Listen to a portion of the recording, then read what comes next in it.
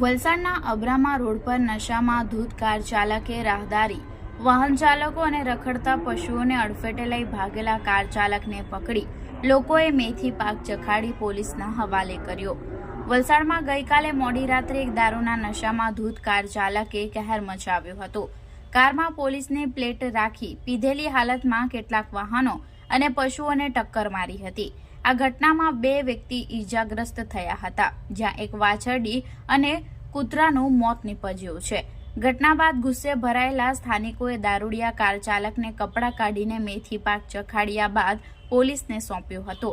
ઘટના સ્થળેથી પ્રાપ્ત માહિતી અનુસાર ધરમપુર ચોકડીથી આરઓબી બ્રિજ તરફ જતા રસ્તે કાર ચાલકે પૂરપાટ ઝડપે અને બેદરકારીથી વાહન ચલાવ્યું હતું। આ દરમિયાન તેણે રોડ પર પાર્ક કરેલા વાહનો અને રસ્તા પર બેસેલા પશુઓને ટક્કર મારી હતી।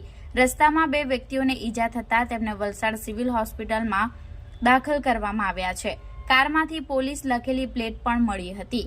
કાર ચાલક અકસ્માત કરી ભાગવાનો પ્રયાસ કરી રહ્યો હતો, જોકે સ્થાનિક લોકોએ કારનો પીછો કરી તેને પકડી પાડ્યો હતો। કાર ચાલક દારૂના નશામાં હોવાનું જાણતા ગુસ્સે થયેલા લોકોએ તેને માર પણ માર્યો હતો। ત્યારબાદ પોલીસ કંટ્રોલ રૂમને જાણ કરતા વલસાડ સિટી પોલીસ તરત જ ઘટના સ્થળે પહોંચી હતી। પોલીસે કાર ચાલકને કસ્ટડીમાં લીધો છે। કારમાંથી પોલીસ લખેલી પ્લેટ પણ મળી આવી છે। વલસાડ સિટી પોલીસે આરોપી વિરુદ્ધ ગુનો નોંધી તપાસ શરૂ કરી છે।